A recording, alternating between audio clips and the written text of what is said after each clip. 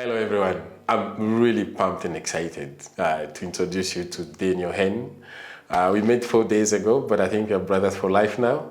We have a lot of commonalities. We have two boys. We love sport. We love data. We love having impact. We love mentorship. It's probably one of the most fun 4 days I had personally, and I can't wait to have him back and do some more magic. Daniel, welcome. Our very, very first case to Impact and Ion. I can't be more psyched to have someone start this journey with.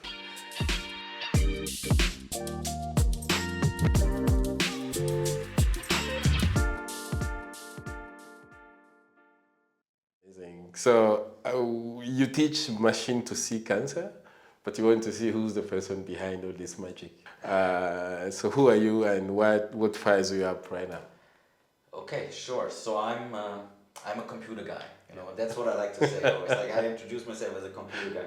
I love computers, and I have loved computers for a long, long time. I started coding when I was 12. You know, the internet just came to Germany. It was an exciting time. We did a lot of crazy stuff, maybe for another time. But yeah, I love computers, and I am now faculty in computer science at UMass Boston, the city of Boston in Massachusetts, United States. Amazing. So what's machine psychology? Yeah, that's the name of my research group, machine psychology. So when I started on the faculty position, I was like, okay, what should I name my lab?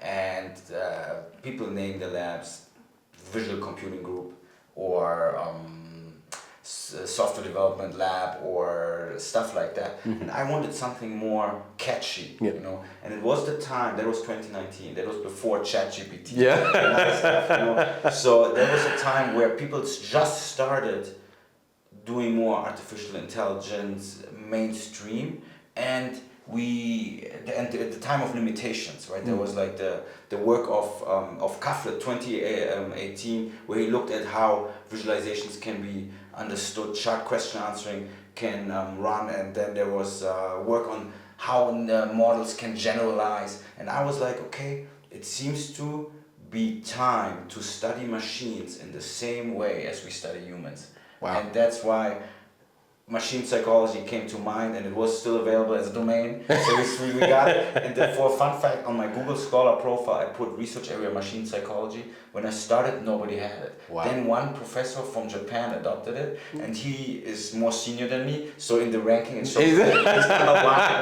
And okay, it was like the two of us for a long time, and my goal was like I will be number one at one point. Yeah. But if you check now, there are 15-20 people having this listed as a research interest. And yeah, I feel like we kind of like coined this term, and then people adopted it. You know? That's really fascinating. So I'm a data guy, so I have to ask you this. So you have 220,000 breast cancer image. What are you building with them?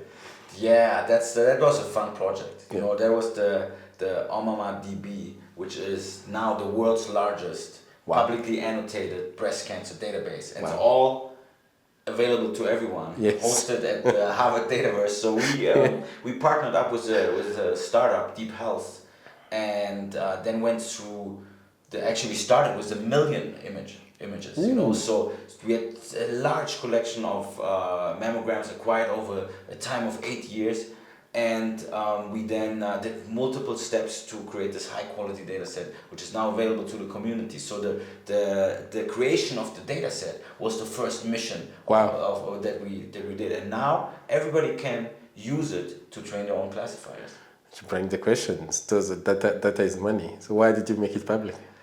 Sure. So I always love open science. I like to put stuff out. I think that's how we as a world can work together and advance human knowledge, you know, like by sharing stuff, open source code, open data, open education, teaching materials, and so on. And also it was required from the funders to release it as openly, but like of course we would have done it anyways. Wow. And I just think it's such a huge potential for people to use high quality data and then train their classifiers. And this is a high quality data set because we filtered so much. Wow, from 1 million to 220,000. There's been a lot of work. Yeah, I run a QS. We are in Rwanda. It's still a constrained resource country. Still have power outage, but we have huge health needs, not just Rwanda, but the continent in general. How do you think we could deploy AI diagnostic in Rwanda and in other Africa's resource poor settings? So first of all, let me say, that's my first time in Rwanda, and I am amazed by the energy you bring to the table, your team brings to the table. It's like this goal-getter, I just said, yes. the goal-getter mentality, this hustle, where you go above and beyond, and wake up early, grind all day, and it will pay off. That's such a great energy, and I think Rwanda has huge potential. It already we talked about it. It's like this prototype country for other African countries. Things move fast, streamlined, and I want to contribute. I want to help with that. Oh man, you've done that already. Seeing you presenting to the team, but most importantly to the team of young Rwandans who have been trained in IT was mind blowing. That was a fun lecture, by the way. That was really fun. I saw at first it was slow, and then the students picked up, and I saw the spark in their eyes. No, your passion is contagious. I would love to do it again. Yeah. So what's the biggest misconception about AI in medicine?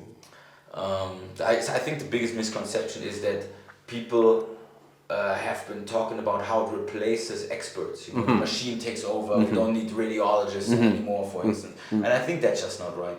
I like to call AI not artificial intelligence, but augmented intelligence.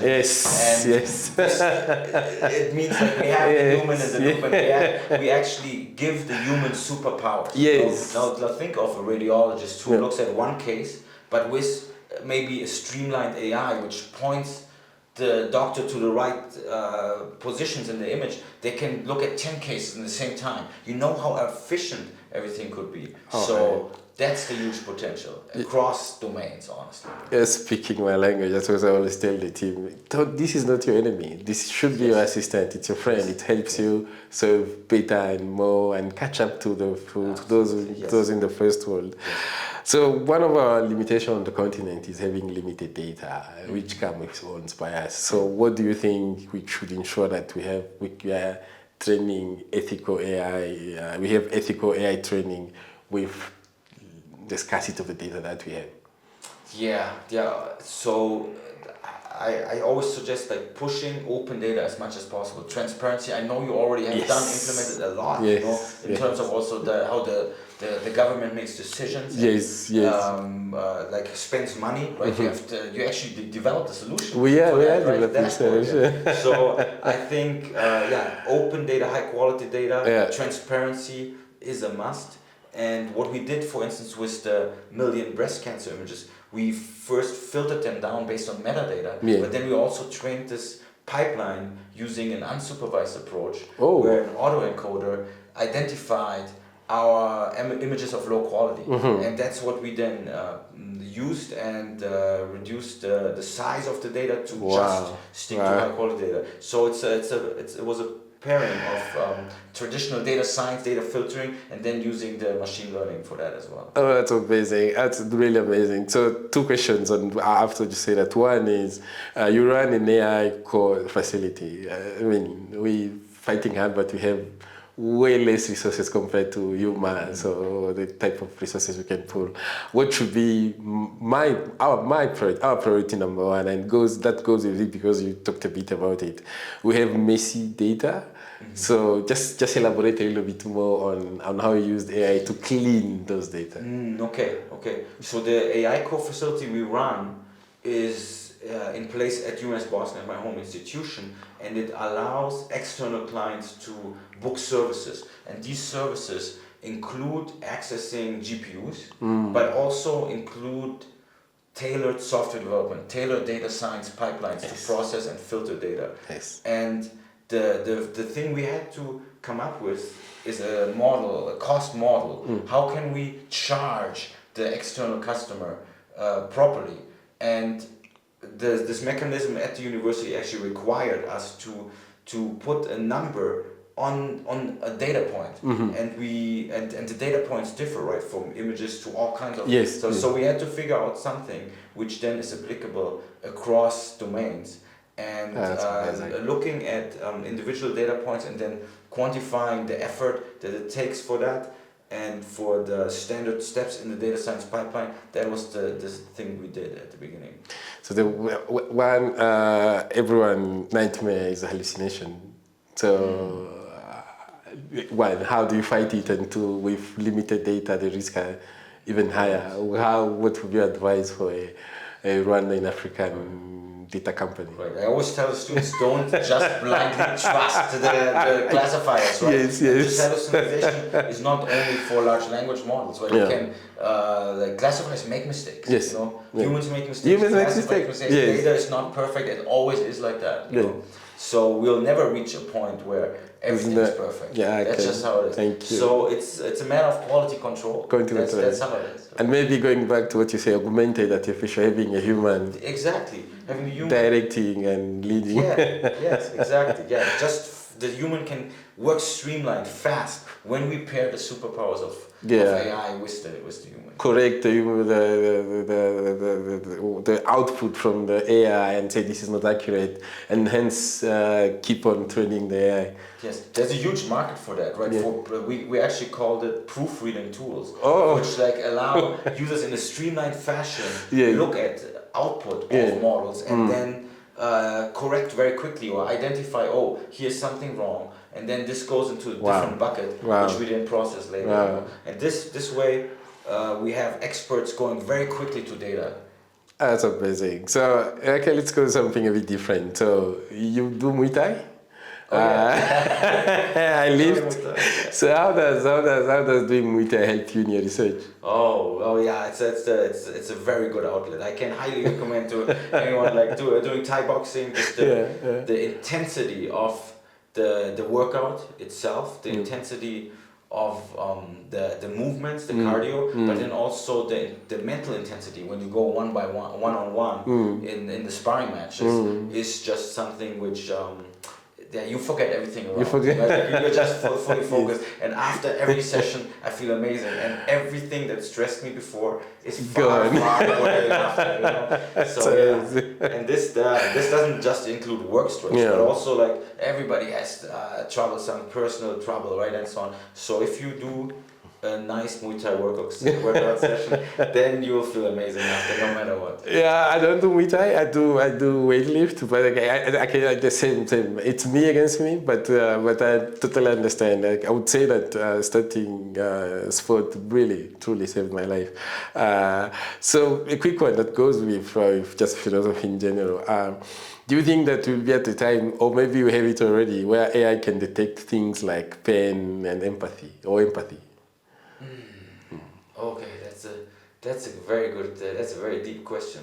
So, when you for example, if you chat with large language, sometimes you feel like talking to someone. Yeah. So actually, there were times where I went through something hard. Last year, I went through some situation. I was like, oh, I'm gonna call my friend. So I called my friend, but then I needed something more, so I chatted with ChatGPT. It made me feel amazing. It validated my standpoint and just allowed me to process it in a different way, gave great suggestions.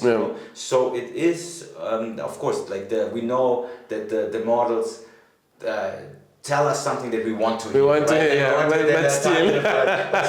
There's an effect, a positive effect to ourselves, right? And this. Definitely goes in that direction. And also in that direction, we did something which was stress detection based on the webcam, a project I told you about. Yeah, you see it. High school student, Shana, her name, very talented high school student now at MIT. That's an undergraduate. She did this project where the webcam can be used to detect how stressed you are, and that was a computer vision model which we employed there. Wow. So based on the data, things are possible. Amazing. So what did your biggest failure taught you the most? So not many people know, but in high school I was not very much into school. Like all kind of stuff. So I actually like graduated in high school, bottom 10%. But actually in mathematics specifically, in Germany we have this point system. I had 1 point in mathematics. If you have 0 points, you're out. High school, you don't get to high school. Like, so I got this 1 point in mathematics, and I was like, I'm done with mathematics. But then I started studying computer science, medical computer science, and there was so much mathematics. I was like not sure if I could pass this program, but I sat down every Sunday by myself to study. And then at the end I got a straight A in mathematics. Wow. This opened the door to scholarships and so on, and finally my PhD and at Harvard. We have to add. I was very lucky. Hard work pays off. Hard work pays off. You see it in your team. I see it in my team. Yeah. It's wow. They never give up. Doing the PhD too, another struggle. Doing the PhD. I tell my students that never give up. I can't agree more. So my background is mostly in data, but I'm fully in everything: AI, data infrastructure, building a data center, negotiating, get some GPUs. But then I have limited tech background. What one AI truth every leader need to know, or for you to lead or to go into AI and data infrastructure, do you absolutely need to have a strong tech background? So now, right, it's actually so important that non-tech people also get used to the AI tools. We call it democratizing AI, and that is something which needs to happen now. And we need to train people who are not computer people on how to use the tools and leverage these benefits, right? And then have access to acceleration through AI as well. So it should not just be an exclusive techie thing, it should be there for everyone. Thank you very much. So maybe that goes with it a bit. So what red flag should organization like AQS watch so that we'll be using AI ethically? So I do tell the students that they can use AI for assignments, but they need to give credit. They always need to credit. They can't just like say that's my work, right? You need to give credit, and that's fine. You can use the tools, but you need to first make sure that the output is correct, like the hallucination we talked about, and you need to make sure that the data that the classifier use is also properly sourced as much as you can, right? Wow. And it's ethical data. And I think people are working a lot in this direction. Actually, AI, I think, is big. It's amazing. I can say, like using AI has sped up amazingly the growth of the team in terms of capacity, knowledge, and confidence, the quality of output. So, I've been lucky to work with high-level institutions like Boston Consulting Group, BCG. Or John King's University, and just having this amazing tool that you can chat with, get confirmation, learn from, in combination with more courses like Coursera and edX, has sped up the growth of the team amazingly. It's truly a game changer. Yes. And even just doing a chat interface is so natural, right? That's natural for humans, and that actually, like most software should probably think about integrating this kind of way. Thank you. So now, Nick, I know some are saying we've passed singularity, so it's hard to project 5 years. But I'll ask you though. So what will be what African healthcare should put the eyes on 5 years in the future? I think it's a combination of getting the right data to train the classifiers, and then also making solutions for experts, radiologists for instance, like we said, who then allow streamlined processing. Healthcare is always a big important field, and it's growing more and more. We need to have the best treatments for all people, right? Yes. And if machine learning, AI, data science can help streamlining things and making the experts work more efficient, that's the right approach. Thanks, man. Thank And you. we need the open data for that. That's what I think, you know. So convince people to do open data. Yeah, starting where we started from. I love it. So now, okay, so my last 4 questions. So what's the best resources to learn AI? Everyone knows ChatGPT, but you as an expert, especially living in such a environment, I mean, dense IQ level, like you have MIT close to you, you have Harvard close to you, you do teach at Harvard as well. What else should we use? Not just ChatGPT or Claude or Grok? So I think there are so many great resources for free available, and they are also for all levels. If you are in a computer person and want to get into data science, then I really like the work of Andre Karpathy. You know, the tutorials, the YouTube videos he provides, and even he has a video called AI for CEOs, or like for executive and stuff. That's like a high level situation, description like that. But then he has a whole course online where you learn how to do anything from data filtering to advanced data science. Amazing. And resources are out there. edX, we mentioned before, right, are out there where top universities like MIT, Harvard offer content for free. Amazing content, I might say. So yeah, it's amazing content, and you can also be part of a community, learning community for free, right? Yeah. So these resources are amazing, and at least if you're an expert, they can really help you. And for the non-experts, some resources exist, but we need to do more there. And that's really the message I want to spread, that we should teach all people to use the new technologies. Thanks, man. I mean, this is just a plug. So we actually created an AI tool that at any level of data literacy, to at the very least clean your data quickly using a chatbot. Ask some question, the data will help you do some correlations and so on and so forth. So yeah, so I can't agree more. So every question in every podcast. So if you had a magic wand, what one AI problem would you solve tomorrow? Oh, okay. So I'm a big fan.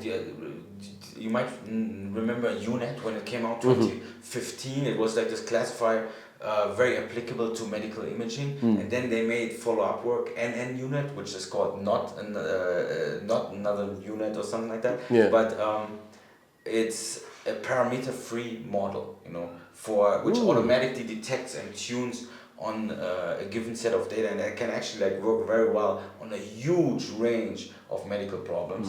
So this was a step in the right direction. It goes into generic classifiers, and I think if I would solve a problem tomorrow, I would create more generic classifiers which work across the board. Oh wow, that's amazing.